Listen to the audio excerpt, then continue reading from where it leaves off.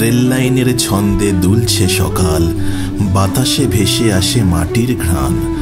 জানালার ওপারে ছুটে চলে সবুজের সমুদ্র, কোথাও ধানের শীষ, কোথাও নদীর ঢেউ। কুলেশ্বরী মায়ের চরণে মোমবাতি জ্বলে, ধূপের গন্ধে মিশে যায় প্রার্থনার ছন্দ। ইছামতির ধারে নৌকা ভেসে চলে, ওপারের দেশে সূর্যের আলো নাচে। মিনি সুন্দরবনের সবুজে হারায় চোখ, নদীর ঢেউ, পাখির ডাক, গাছের ছায়া। নদীর পাড়ে বসে খাওয়া দাওয়ার আনন্দ, হাসি মিশে যায় বাতাসে। চলো টাকির পথে, শুধু দেখা নয়, অনুভব করো।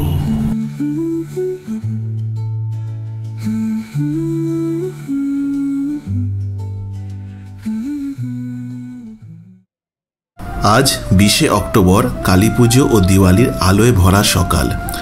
সকাল 6:50 আমরা পরিবার নিয়ে বালিঘাট থেকে ট্রেনে চললাম। স্টেশনে পৌঁছে সকাল 7:40 হাসনাবাদ লোকাল ধরে আমরা সবার সঙ্গে ট্রেনের সিটে বসে পড়লাম। ট্রেন ছুটে চলল শহরের মধ্যে। জানালার বাইরে চোখ রাখতেই দেখা মেলে সবুজের সমুদ্র, দূরে ধানের শীষ, মাঝে মাঝে নদীর ছায়া। স্টেশনে স্টেশনে খাবারের গন্ধ আর ছোট ছোট মজার মুহূর্তে আমরা ভ্রমণের আনন্দ উপভোগ করতে লাগলাম। সকাল 9:50 খাবার আর গল্পের মাঝেই আমরা পৌঁছলাম টাকি রোড স্টেশনে। নদী, বন, মন্দির আর স্থানীয় মানুষের হাসি মাখা মুখ, সব মিলিয়ে মনে হলো এই যাত্রা শুরু থেকেই এক অসাধারণ অভিজ্ঞতা বয়ে আনবে।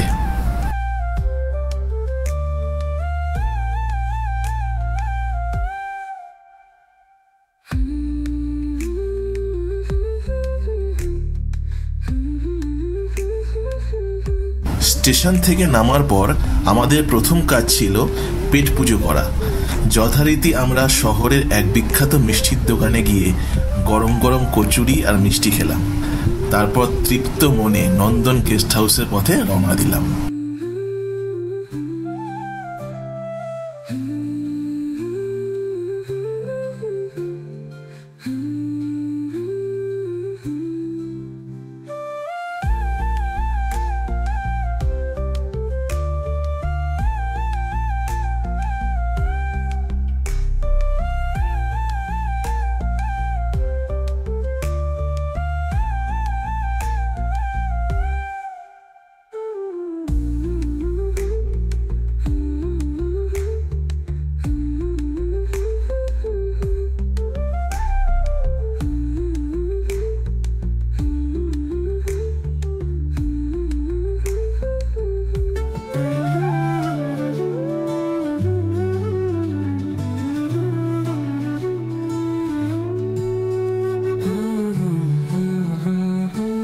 নমস্কার বন্ধুরা, এই মুহূর্তে আমরা আছি টাকির নন্দন গেস্ট হাউসে।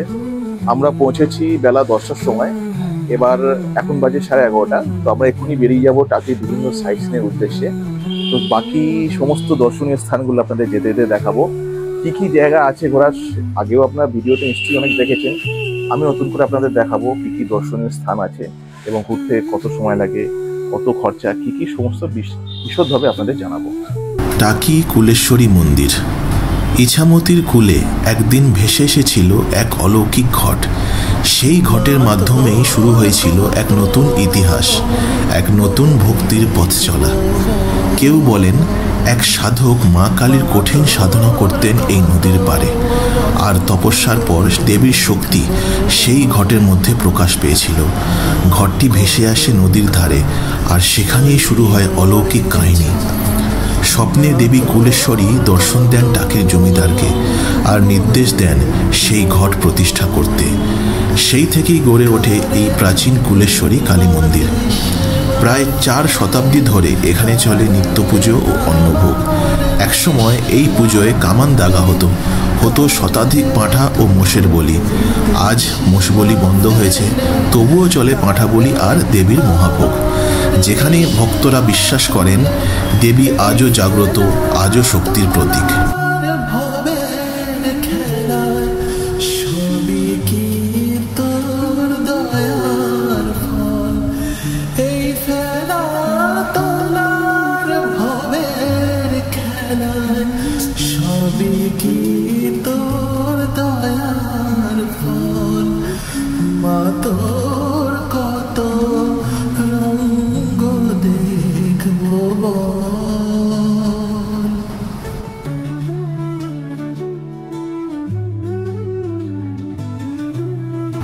জোড়া শিব মন্দির। দুটি পাশাপাশি মন্দির, যেন যমজ আত্মা, একই পাথরে খোদাই, একই ইতিহাসে গাঁথা, তাই এর নাম জোড়া শিব মন্দির।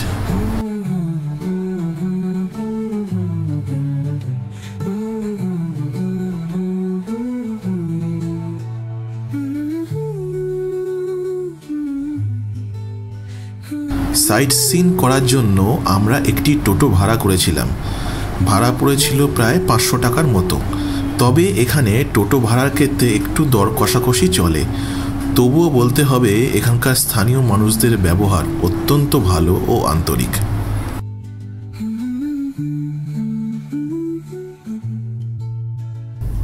এই যে ভগ্নপ্রায় বাড়িটি দেখছেন, এই বাড়িতেই তাপস পালের বাংলা সিনেমা 8টা 8-এর বনগা লোকালের শুটিং হয়েছিল।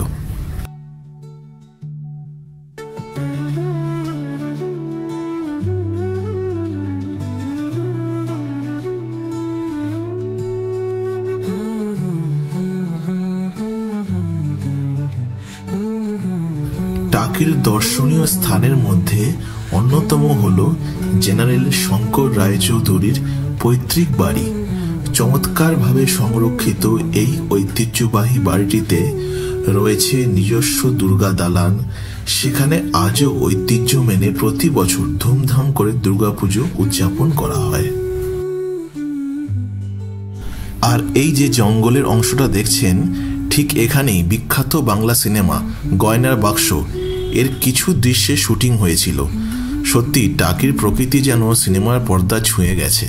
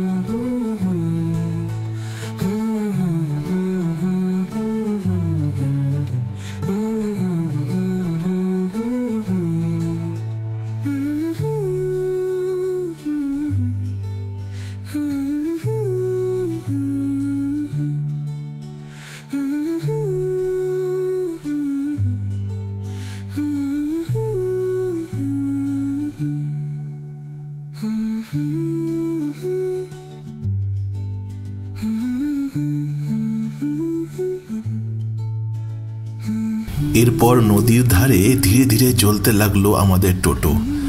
আর ওপারে স্পষ্ট দেখা যাচ্ছিল বাংলাদেশের গাছপালা। সত্যি দৃশ্যটা এতই মনোরম ছিল যে মনে হচ্ছিল এই জায়গাটা ছেড়ে একটুও যেতে ইচ্ছে করছে না।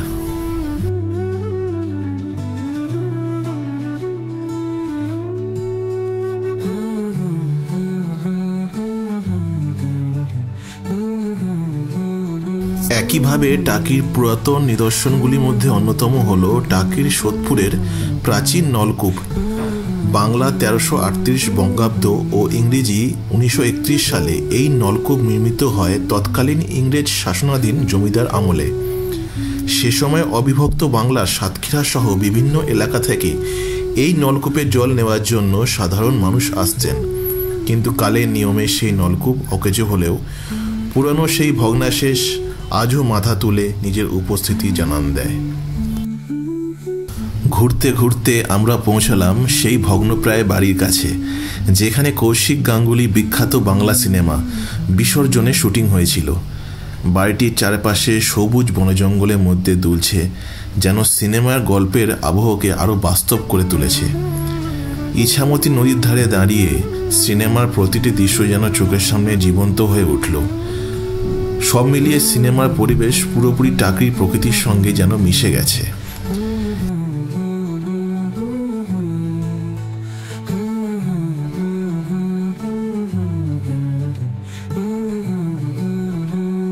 এর পরের গন্তব্যে আমাদের যাত্রা শুরু হলো টাকি গোলপাতা জঙ্গল। তবে পৌঁছানোর আগে আমরা একটু বিরতি নিলাম।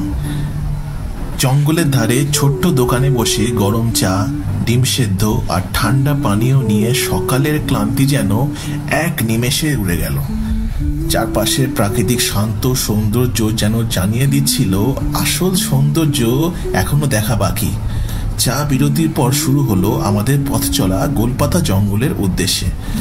জঙ্গলে প্রবেশের আগে অবশ্যই মনে রাখতে হবে এখানে ঢোকার জন্য প্রত্যেকের পরিচয়পত্র দেখানো বাধ্যতামূলক, কারণ জায়গাটি ভারত বাংলাদেশ সীমান্তের খুব কাছাকাছি, তাই নিরাপত্তার নিয়ম এখানে যথেষ্ট কড়া।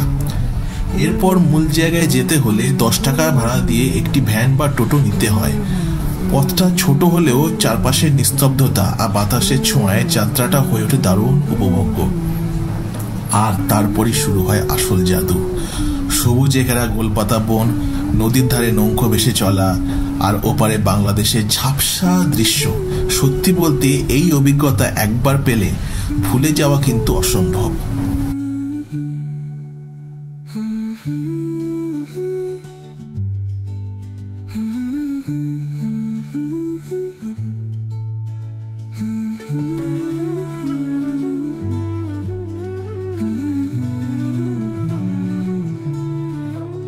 হ্যালো, আমরা চলে এসেছি মিনি সুন্দরবনে টাকিতে। আর ওই যে দেখতে পাচ্ছেন বাংলাদেশ পরিষ্কার দেখা যাচ্ছে, তবু এখানে বাইনোকুলারে দেখার একটা ব্যবস্থা রয়েছে এবং সেটা খুবই রিজনেবল। তো আমরাও ভাবছি বাইনোকুলার দিয়ে দেখবো। অলরেডি মেজদি ভাই দেখা শুরু করে দিয়েছে, একটু ক্যামেরাটা মেজদি ভাইয়ের দিকে। অলরেডি বাইনোকুলার দিয়ে বাংলাদেশকে দেখছে, এবার আমিও দেখবো।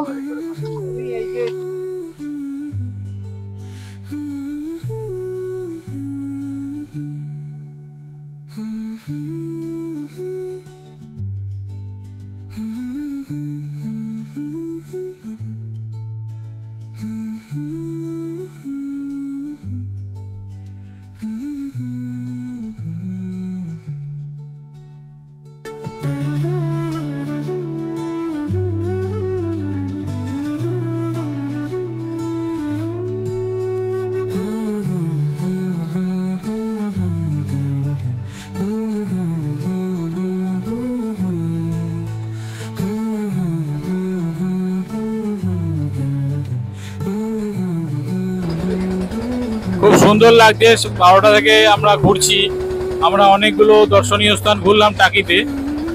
প্রথমে গেলাম আমরা এই টাকি মিনি সুন্দরবন, তারপরে টাকি বিসর্জন সিনেমার শুটিং স্থল, তারপরে আজকের দিনে শেষ আমাদের দর্শনীয় স্থান সেটা হচ্ছে ওই হাসনাবাদ থেকে নৌকো বিহার করছি, বাংলাদেশ বর্ডারের কাছাকাছি নিয়ে যাবে 1 ঘন্টা ধরে। খুব সুন্দর, সারাদিন দারুণ কাটলো আজকে, সারাদিন খুব সুন্দর কেটেছে। এই এক কথা অবর্ণনীয়। আপনারা সবাই আসবেন, এই ট্যুরটা করবেন, টাকি ট্যুরটা। শীতকালে আসলে তো আরো ভালো লাগবে, খুব সুন্দর লাগলো। আমায় ডুবাইলি রে, আমায় ভাসাইলি রে,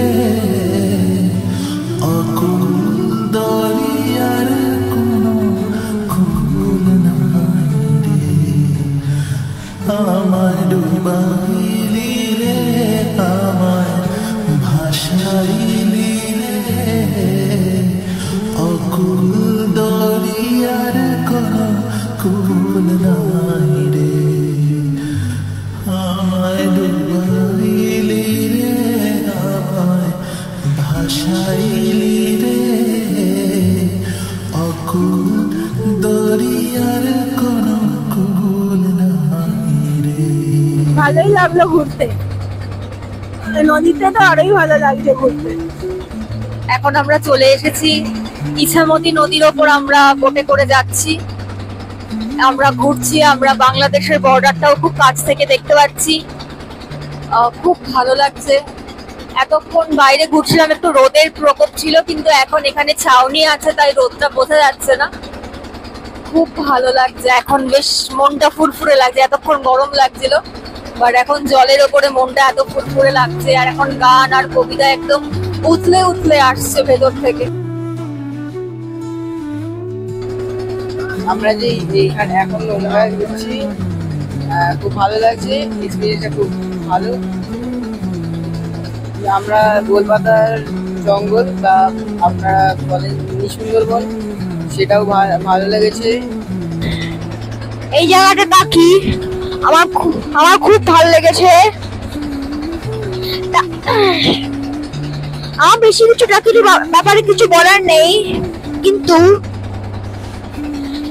এই টাকি যেখানে আমরা সাইট সিনে গেছি ওগুলো আমার খুব ভালো লেগেছে। আর ওখানে একটা জায়গা আছে নিউ শান্তিনিকেতন, ওখানে হাঁটতে হাঁটতে আমার পায়ে অনেক ব্যথা করছিল, এই জন্য আমার এখন ভালো লাগছিল না। বন্ধুরা, টাকিকে আমি 5-এর মধ্যে 4 রাখবো। তার একটাই কারণ, ঘোরার জায়গা অনেকই আছে, অনেক দেখলাম, অনেক জায়গা করেছি লোকালিটির মধ্যে, চারিদিকে পশ্চিমবঙ্গের মধ্যে অনেক জায়গা করলাম। টাকিকে ভালো লাগার একটা সবথেকে বড় প্রথম কারণ হলো এখানকার মানুষের ব্যবহার, বিহেভিয়ারটা আমার প্রত্যেকটা মানুষের এত ভালো লেগেছে, এত আপন এরা, সবকিছু এত আপন ভাবে সবকিছু করে নিচ্ছে, আপনভাবে কথা বলছে, সেবা করছে মানুষের, এইটা আমার কাছে সত্যি ভালো লেগেছে।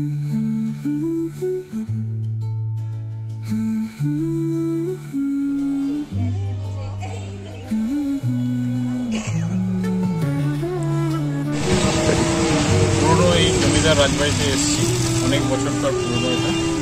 এটাও একটা টাকির একটা সুন্দর দর্শনীয় স্থান। এখানে আসতে গেলে 10 টাকা করে পার হেড টিকিট লাগবে।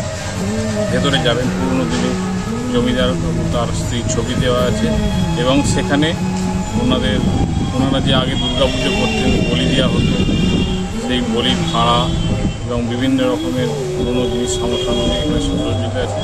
এবং দ্রষ্টব্য স্থানের মধ্যে এই টাকিপুরের জমিদার রাজবাড়ি খুব সুন্দর।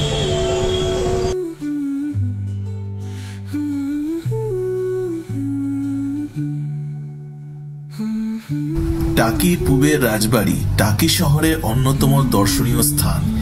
এখানে একসময় জমিদার পরিবারের বাস ছিল, যাদের ঐশ্বর্য ও প্রাচীন স্থাপত্য শৈলী আজও দর্শকদের মুগ্ধ করে।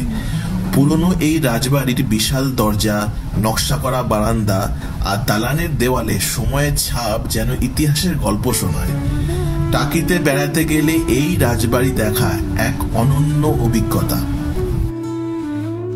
আমরা চলে এসেছি টাকির রাজবাড়িতে। এটা টাকির রাজবাড়ির যে ঠাকুর দালান, এই জায়গাটা হচ্ছে সেই ঠাকুর দালান। এখানে প্রতি বছর দুর্গাপুজো হয়, এবারেও হয়েছে। এখানে আপাতত যা রাজবাড়ির যে শরিকরা আছে এখানে কেউ থাকে না, এটা একটা টুরিস্ট স্পট হিসেবেই বিবেচিত। এখানে সবাই আসে, ঘুরতেই আসে। তবে আমি যেটা দেখতে পাচ্ছি, এই রাজবাড়ির একজন উত্তরসূরি শর্মিষ্ঠা ঘোষ, তিনি দিদি নাম্বার 1-এ গিয়েছিলেন। তো এটা এখানে প্লাকার্ড দেওয়া রয়েছে যে উনি দিদি নাম্বার 1-এ গিয়েছিলেন। ভালোই লাগছে, পুরোনো দিনের বাড়ি, কড়ি বর্গা, এই ধরনের ডিজাইন, এগুলো সবই গল্পে পড়েছি, এগুলো চোখের সামনে দেখছি।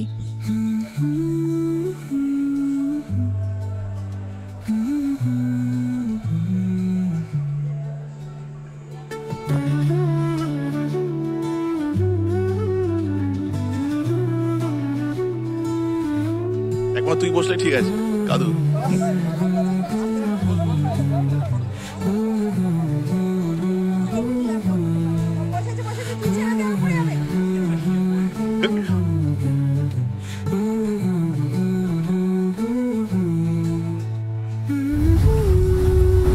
কথায় আছে, টাকির লাঠি, সাতক্ষীরার মাটি আর ধান্য কুড়িয়ার জমিদারের চাঁদি। আজ সেই ঐশ্বর্য নেই, তবু টাকির ঘোষবাড়ির 5 খিলানের দুর্গা দালান আজও দাঁড়িয়ে আছে 300 বছরের ইতিহাস বুকে নিয়ে। একসময় এই বাড়ির পুজোয় আসতেন বঙ্কিমচন্দ্র ও শরৎ বসুরা। এখন বয়সের ভারে পলেস্তরা খসে পড়েছে, তবু ঘোষ পরিবার আজও পূর্বপুরুষের রীতি মেনে বৈষ্ণব মতে পুজো করে। বিশেষত্ব ভোগে কোনো রান্না নয়, কাঁচা উপকরণেই দেবীর নিবেদন। দশমীর দিনে ঠাকুরকে কাঁধে করে নিয়ে যাওয়া হয় ইছামতির তীরে, নৌকোয় ঘোরানো হয়, তারপর সূর্যাস্তে বিসর্জন। সময় পাল্টেছে, কিন্তু ঘোষবাড়ির এই দুর্গা দালান আজও মনে করিয়ে দেয় ঐশ্বর্য মুছে গেলেও ঐতিহ্য চিরন্তন।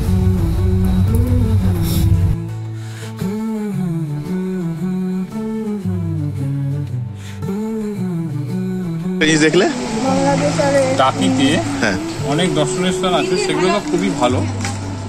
তবে সব থেকে সেরা এখন সেটা বন্ধ হয়ে গেছে আগে থেকে, বিভিন্ন রকম রাজনৈতিক কারণে, দেশের সাম্প্রদায়িক কারণে, বিভিন্ন রকম কারণে বন্ধ হয়ে গেছে। যেটা হলো বিসর্জনের দিন, দশমীর দিন ইছামতিতে মাঝগঙ্গায় একই সাথে দুই দেশের প্রতিমা বিসর্জন, সেটা সব থেকে দেখার জিনিস। ঠিক ঠিক। আমরা চলে এসেছি ইছামতি নদীর ধারে, ওই দেখা যাচ্ছে বাংলাদেশ। এই জায়গাটা টাকি পৌরসভা থেকে বানিয়েছে। একটা কি বলবো, মানে একটা নদীর একটা যে ভিউ, সেইটা আমরা এখান থেকে খুব সুন্দর করে দেখতে পাচ্ছি, উপভোগ করতে পারছি। এটার নাম কি? প্রতীপ সৈকত জায়গাটার নাম। চলে ছাই ভাষায় সাগরের বানে, পান সাজলে ছাই ভাষায় সাগরের বানে, আমি জীবনের ভেলা ভাসাইলাম, জীবনের ভেলা ভাসাইলাম, কেউ না তা জানে অকুল দরিয়ায় কোনো কুল নাই রে, আমায় ডুবাইলি রে, আমায় ভাসাইলি রে, অকুল দরিয়ার কোনো কুল নাই রে।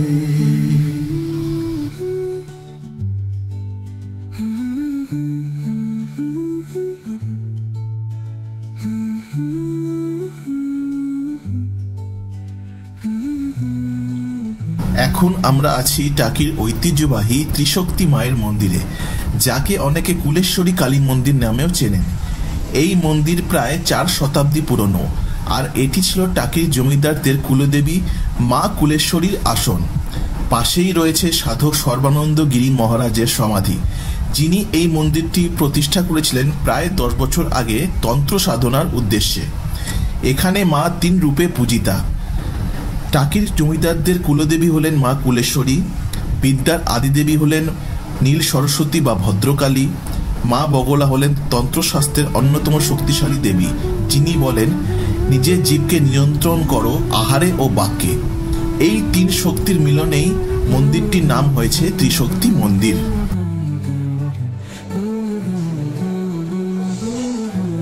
এবার বিদায়ের পালা। ট্রেন ধরার আগে সরকারি গেস্ট হাউস থেকে দুপুরের খাবার শেষ করে নেওয়া হলো।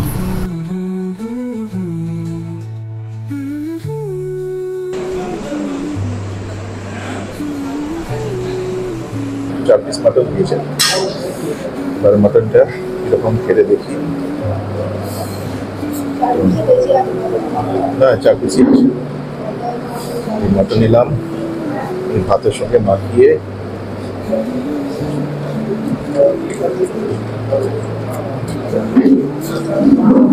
সত্যি বলছি পুরো বিয়ে বাড়ি মতো, পুরো বিয়ে বাড়ি মতো। টাকির এই ভ্রমণের ভিডিও আপনাদের কেমন লাগলো তা অবশ্যই কমেন্টে জানাতে ভুলবেন না। আর ভিডিওটি যদি ভালো লেগে থাকে তাহলে লাইক দিতে ভুলবেন না এবং সাবস্ক্রাইব করে রাখুন।